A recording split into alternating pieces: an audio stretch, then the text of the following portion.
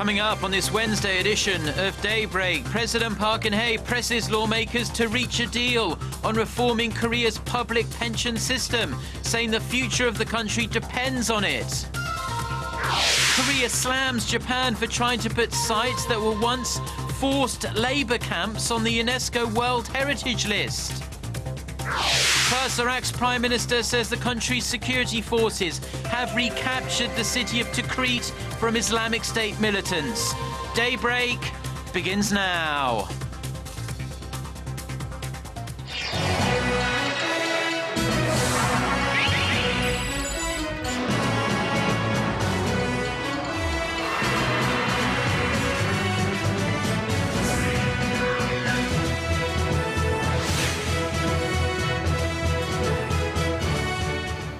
Hello and thanks for joining us. To our viewers around the world, it's 6 a.m. on Wednesday, April 1st here in Seoul. I'm Mark Broom and you're tuned in to Daybreak. We begin with efforts to resolve the decades-long deficit in Korea's public pension system, with the reform drive topping the political agenda this week. President Park Geun-hye has been stressing the need to create a sustainable retirement system for public servants, but the political discord at the National Assembly rumbles on. Park Ji-won starts us off. Korea's pension plan for public servants has been in deficit since the mid-1990s, with shortages filled by taxes. To address this pressing matter, President Park Geun-hye, speaking at Tuesday's cabinet meeting, called on the National Assembly to urgently address these public servant pension reforms for the future of the country. 국회가 시한 내에 이 연금 개혁을 마무리 짓지 못하면 내년부터는 매일 100억 원씩 연간 3조 7천억 원의 세금이 들어가야 하고. President Park stressed that these reforms should be carried out in a way that efficiently reduces the government budget, but also demonstrates fairness and sustainability to Koreans. Both political parties previously agreed to pass the reform plan at the full assembly on May 2nd. However, on Tuesday, they failed to form a working group for negotiations on the reforms. The main opposition has been saying that they have strengths in economic affairs. But I'd like to ask them how they can say such things when they drag on and oppose the pension reforms. It is unacceptable that the government tries to get through the reforms with the ruling party leading the process, with a limited deadline just like a military operation. The reforms should be proactively led by the government, like labor management negotiations. Meanwhile, public sector unions said they will not participate at the negotiating table if the May 2nd deadline is upheld. Park Ji-won, Arirang News. Washington's Defense Chief Ashton Carter is due in South Korea next week for talks with top Korean officials. The agenda will mainly focus on the threat posed by North Korea, but there's still speculation Carter will want to talk about deploying a controversial U.S. missile defense system called THAAD to the Korean peninsula. Hyun-bin reports. U.S. Secretary of Defense Ashton Carter is scheduled to visit Seoul for the first time next week for talks with his South Korean counterpart, Min-koo. A South Korean government source says Carter will arrive for a two-day visit starting April 9th.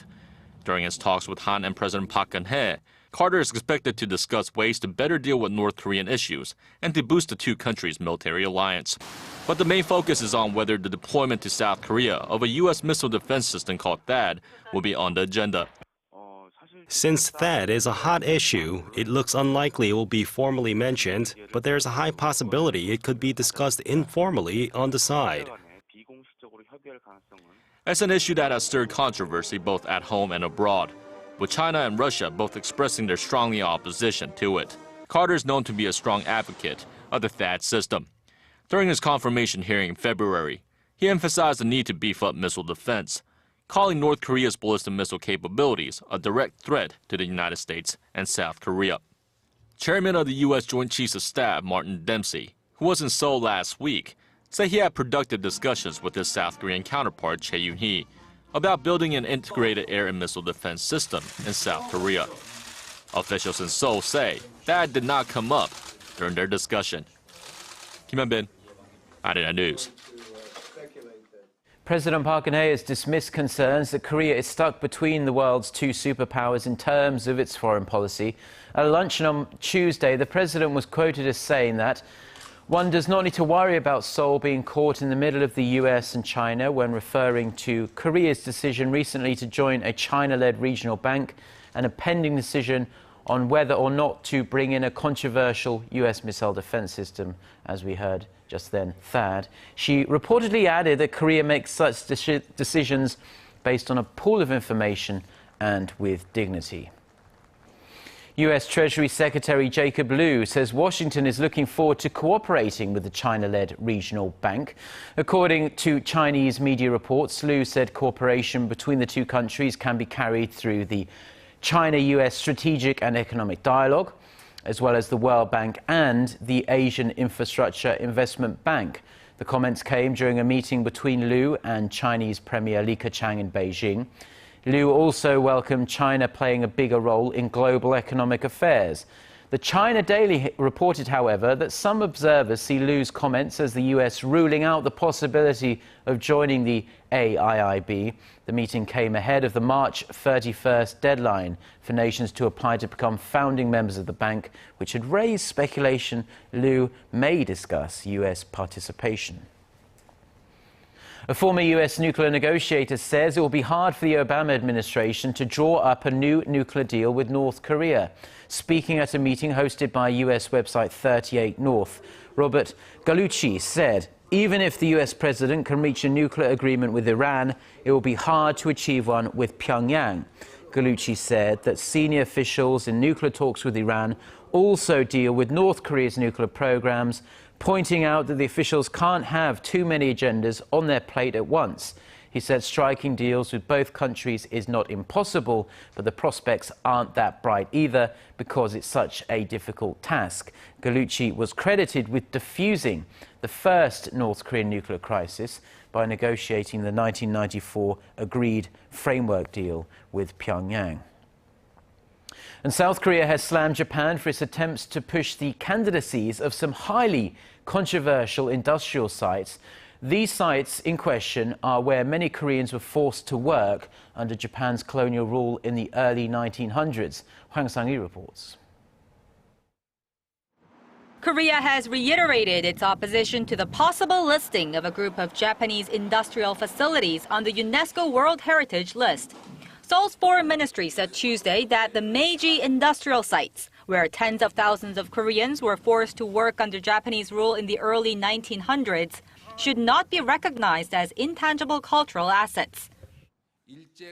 To list these facilities, with their painful history of forced labor for Koreans under Japan's colonial rule, as a World Heritage Site does not correspond with the discipline and purpose of UNESCO.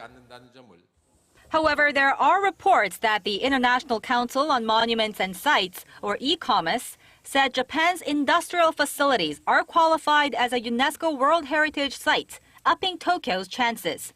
ICOMOS, a non-government advisory body for UNESCO, held 2 rounds of meetings last December and this month to review the applications for new World Heritage listings. For Japan, the 28 sites, mainly located in Kyushu, are proud relics from its Meiji Industrial Revolution. For Korea, they are painful reminders of Japan's colonial rule. The final verdict will be released at the 39th session of the World Heritage Committee in Germany this summer. 21 member countries, including Korea and Japan, will vote on the issue. The sites need at least 2/3 of the votes to be approved. And until then, the foreign ministry here in Seoul says it will continue its efforts to prevent the Japanese sites from receiving UNESCO recognition. Hwang Sang-hee, Arirang News.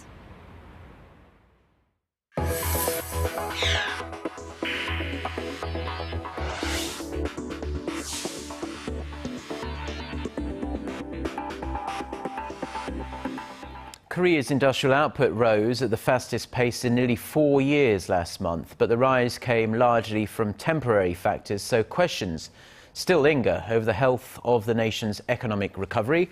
Hwang Ji-hye has the figures. February was bullish, with production across all industries in Korea going up by 2.5% from the previous month. That marks a rebound from a 2% drop in January and the biggest monthly hike since March 2011.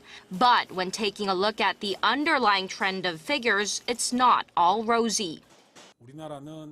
The pickup came from a low base effect in January and a rise in demand thanks to the Lunar New Year holiday that fell in February this year. It's better to average the output growth for the first 2 months, as the holiday sometimes falls in January. The Finance Ministry also says that the output figure for all of January and February rose a mere 0.1% compared to the fourth quarter last year, pointing to a still fragile recovery momentum. Given that attention is now focused on the March figures, will they back up a solid growth trend or remain sluggish, making it more difficult for economic policymakers to prop up the ailing economy? Whether the figures for exports, investment, and consumption improve in March will help determine the pace of recovery.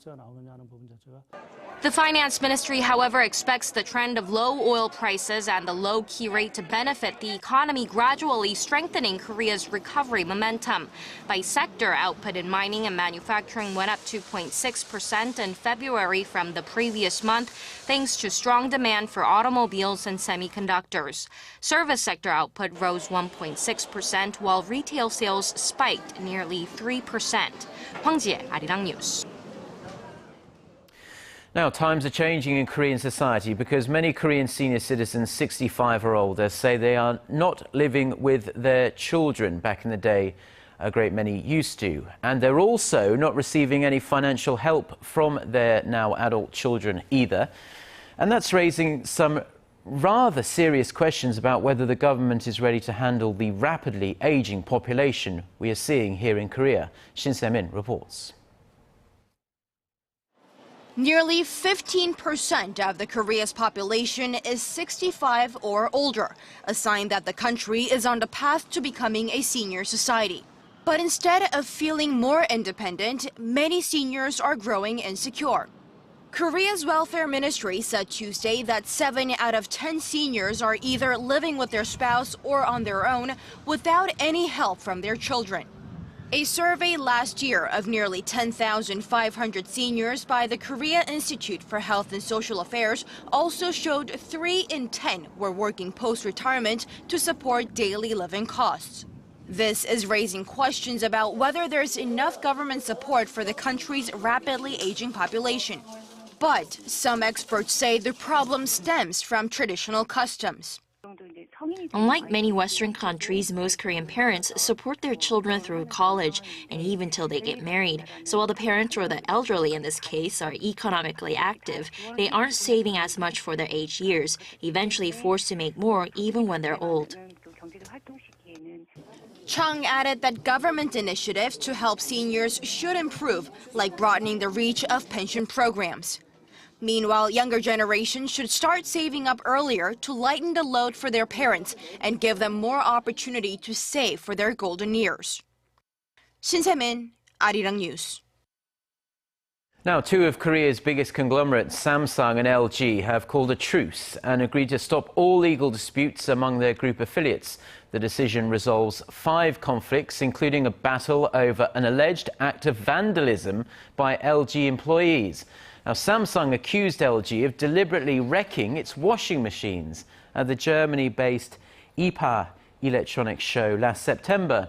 In response, LG filed a charge against Samsung for technology theft of its OLED technologies. Specific details of how this agreement was reached have not been disclosed, however, but the 2 conglomerates say they'll avoid lawsuits and settle differences through dialogue in the future.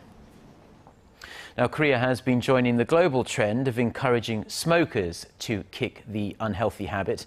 Previously, people were allowed to light up in small-sized shops, but starting today, April 1st, smoking is banned in all restaurants, cafes and shops, regardless of their size.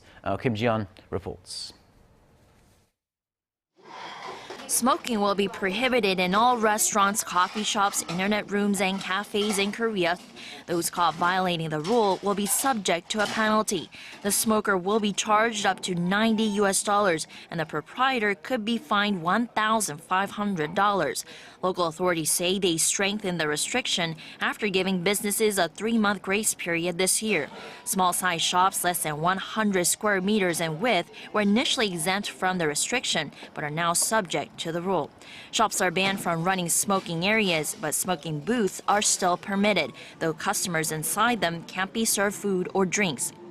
And this governmental health initiative seems to be working. The Ministry of Health and Welfare says the number of people enrolled in non-smoking clinics shot up this year. Nearly 262,000 applicants signed up between January and March 20th, 3 times more than the same period last year. But the ministry says it will be 6 months before it can determine if the number of smokers has truly declined. That's when a clinic participant can be classified as a non-smoker. Last year, around 44% of those who enrolled in clinics indicated that they stopped smoking for more than 6 months. Kim Jeon, Arirang News.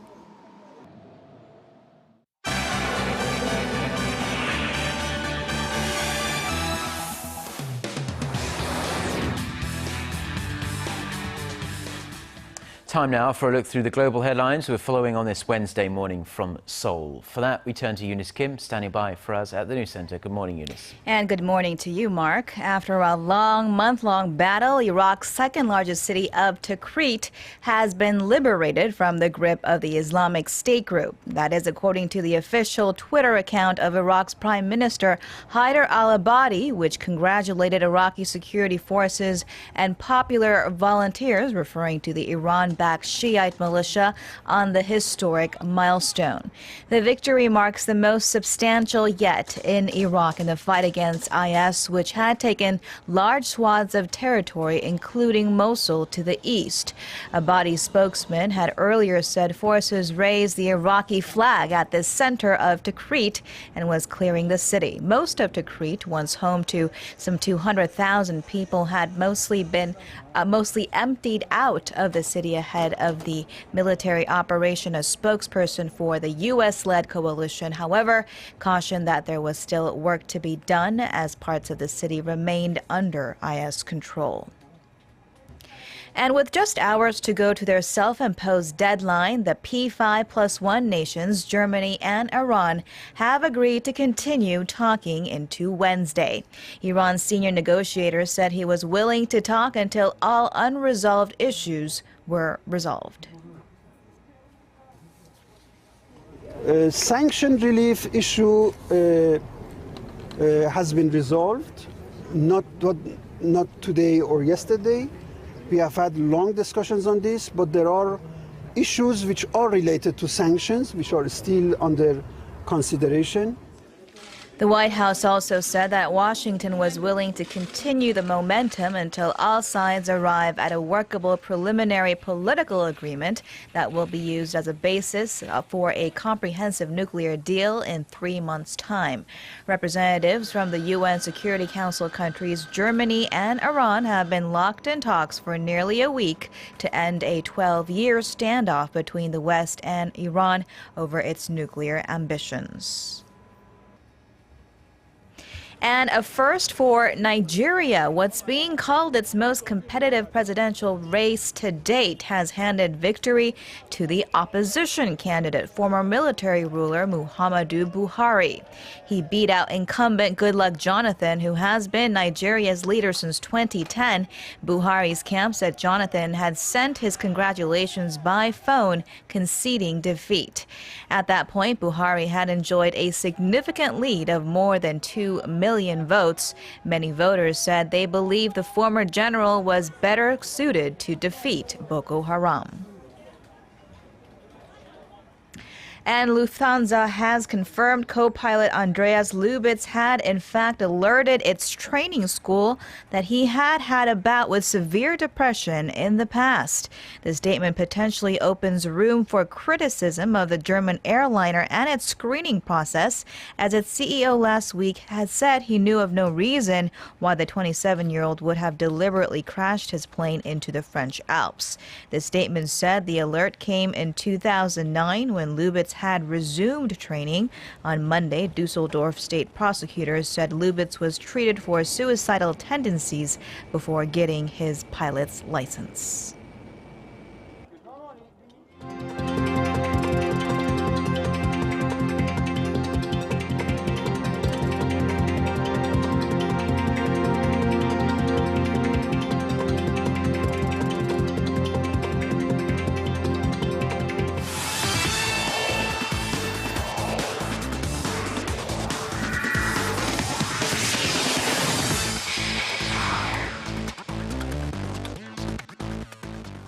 And a good Wednesday morning to you all as we kick things off with the 56th ranked Korean national football team who went up against the 134th ranked New Zealand squad at the Seoul World Cup Stadium last night.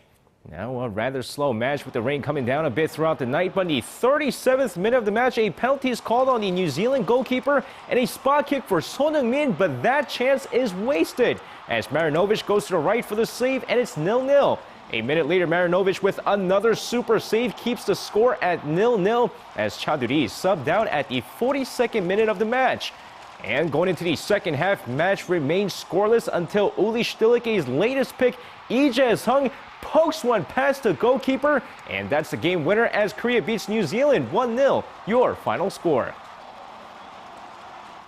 Now, many would agree that the biggest highlight of the match last night was the retirement ceremony for Chaduri, who played his final match with the national team last night. And during the halftime, the fans and the players celebrated the defender's career with gifts and award for his contribution to the game as a national team player. Now, playing in 76 A matches, the Chaminator made his national team debut back in 2001 against Senegal, as he was known as one of the most entertaining footballers in the nation. And with fans holding up signs that read #ThankYou Chaduri, the emotional Chaduri closed the retirement ceremony with a memorable speech to the fans.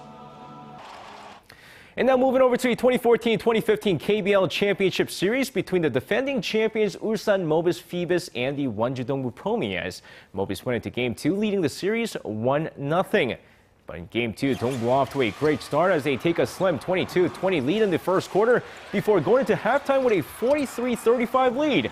But the second half of the game, Mobis showing why they're the defending champions as they combine both offense and defense in the third quarter to outscore Dongbu 24-9 to take a 59-52 lead going into the fourth quarter.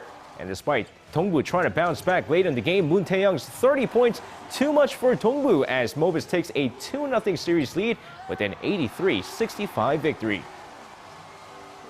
And now over to Game 3 of the Women's V-League Championship with the IBK Altos one win away from winning the championship trophy against Korea Expressway.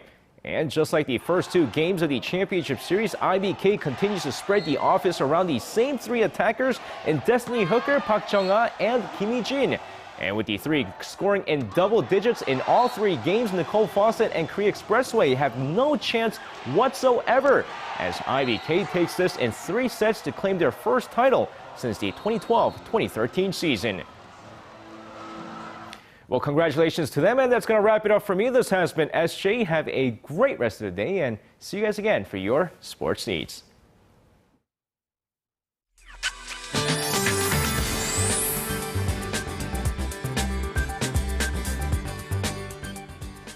Good morning. Yesterday's much-needed rain washed away dust in the air, and all the dry weather watch has been lifted. And as we can see, most of the rain clouds have moved out from the peninsula. But we are waking up to wet roads and foggy conditions in some of the inland regions, so drivers will need to be extra cautious this morning. And that rain clouds have kept warm temperatures overnight, so we are having a very mild morning today. Their current reading is is already above 10 degrees in many parts, and it seems like the cloudy morning will turn to a fine, warm afternoon for most with decent periods of sunny spells. So on that note, let's take a closer look at the readings for today. The morning low here in Seoul is kicking off at 11 and later on will peak at 18, while Daegu and Gwangju will rise to 15 and 20, and Busan will climb up to 16 this afternoon. Now let's see how other regions are looking. It looks like Jeju Island and Daejeon should see a high of 19, while Dokdo peaks at 11 and Mount Keungan makes it to 6. Well, that's all I have for you at this hour. Hope you have a wonderful start to the day. Well, thank you very much, Jion, for the weather. And that's going to do it for now. Korea Today is coming up at the top of the hour, 7 a.m. Korea time. Have a wonderful day and do stay tuned to Arirang. Goodbye.